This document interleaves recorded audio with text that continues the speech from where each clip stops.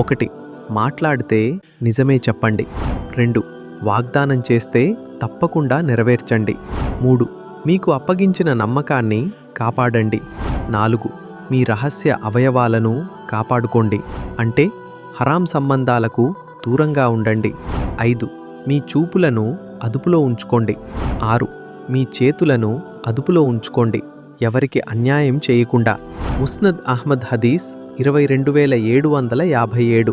కాబట్టి మిత్రులారా, జన్నత్ అనేది కేవలం పెద్ద పెద్ద పనులతో మాత్రమే కాదు, మన రోజూ చేసే చిన్న అలవాట్లతో కూడా సంపాదించవచ్చు.